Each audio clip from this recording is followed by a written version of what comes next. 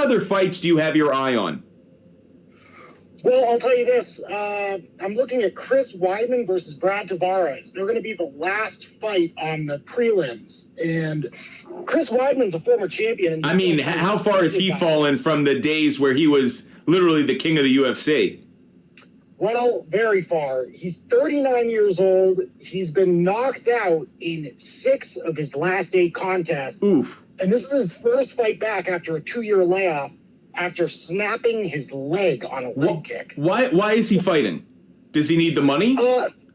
No, I think he just has the heart of a champion. So many of these guys are just too tough for their own good. They don't know when to hang it up, and it's kind of just a classic UFC story.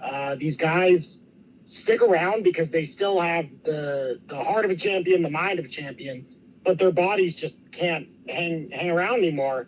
Too tough for his own good.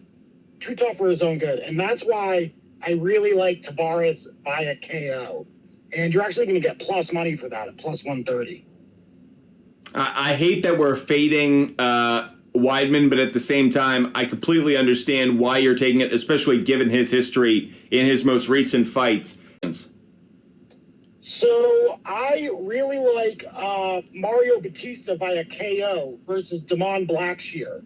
Damon Blackshear is coming off of a historic victory last week. He won by a twister, which is an extremely rare submission. He was only the 3rd guy to ever win by that submission. Great grappler, but he's also attempting to make history again by fighting just a week after his last fight. I've got to tell you, Wyatt, I think this is a really, really risky move. Cutting weight 2 times in a row like that, I don't think he's going to be able to pull this off. And Batista's a great prospect. I like him by a KO. Again, just like with Weidman, why? Is it the money? So Blackshear's a pretty good prospect on his own rights. And I think these guys, they come in, they want to make a name for themselves. And he's trying to be a badass. He wants to impress Dana.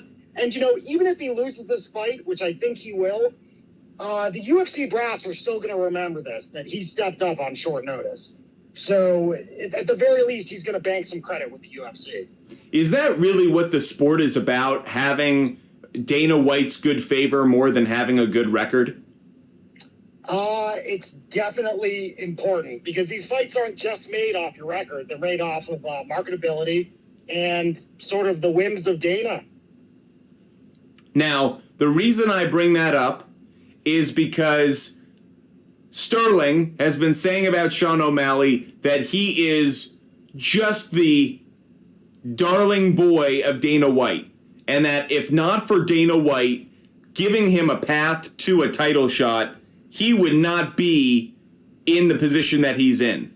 And that Dana White has really made Sean O'Malley into a great fighter, and not Sean O'Malley being a great fighter. What are your thoughts on that?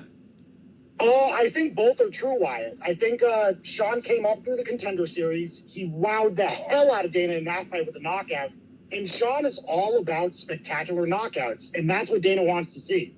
Dana, he would way rather see a knockout than a decision, and that's what Sean O'Malley brings to the table.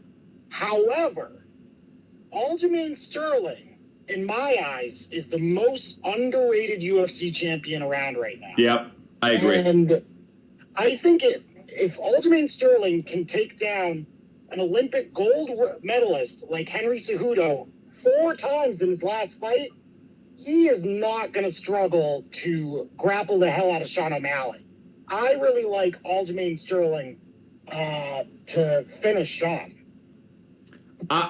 For those who watch the show, they know I'm a big boxing guy. I prefer boxing than I do to the UFC, in part because I don't really like grappling. I don't really like 2 dudes just kind of like getting on each other. It's not my thing. But that said, I also noticed that the difference really between the UFC and boxing is if you are a great striker in boxing, you can win. If you've got a great punch, you can win.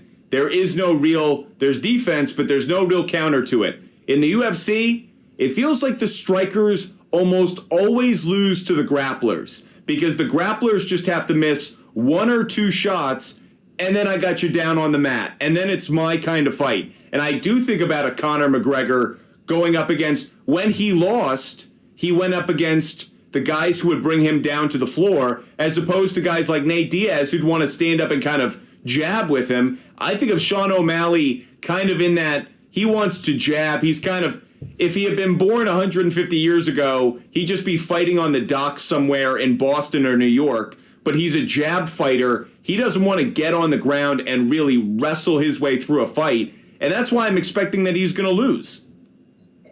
We're on the same page, Wyatt. This is a classic grappler versus striker matchup. And I think at the end of the day, Aljamain is a better grappler than Sean is a striker. Right. At least what the evidence has shown. Yep. I thought that Sean O'Malley lost his last fight versus Peter Yan. It was sort of a highly contested match, but it was close, and Sean showed that he can fight elite competition, but Aljamain Sterling's a tough matchup for him. I just don't think he's going to have answers for the takedowns.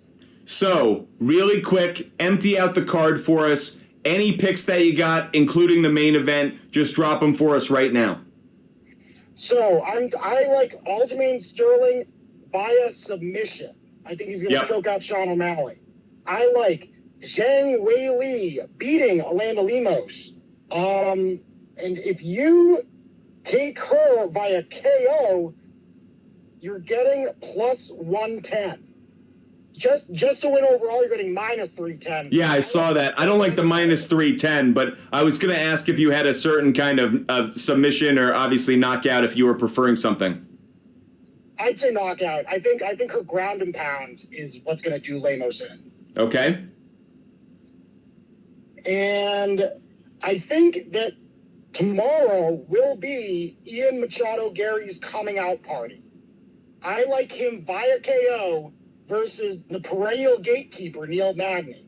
Neil Magny's taking this fight on short notice, and he's the kind of guy that wins one, loses one, wins one, loses one. Ian Gary is a hot prospect. He's only 25 years old. He's a knockout artist.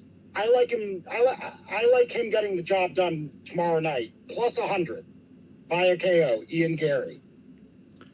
One of our viewers, Diego, is asking, Zhang by KO, but in what round?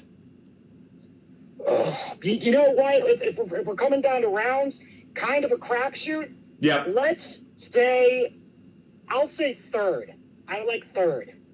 But just to that point, and I'm glad that Mr. Octagon kind of gave that sigh of, like, what am I going to do here? Because, guys, you all out there know, we are never pushing you guys to put money down on something that we don't have conviction for. You guys ask, we're going to give you an answer, and Diego asked. But genuinely, guys, don't throw money around. If there's a good bet, go for it. But you don't need to chase something crazy just for the sake of chasing crazy. There are people who do that. They're called Loch Ness Monster Hunters. You don't need to do that. Be smart with your resources because there's always another fight you're going to bet on, but will you have the capital to bet on it? Better to save your money. So, Mr. Octagon, totally agree. Anything else for us on UFC 292?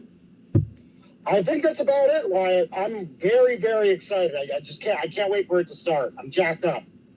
As you can tell, he's had his Red Bull. He's ready to go. He's running into Dana White because he's a man of the people. Mr. Octagon, thank you so much for spending the time today. I hope you have a wonderful weekend. Enjoy the fights, and we'll talk soon. Right back at you, Wyatt. Have a good one, guys.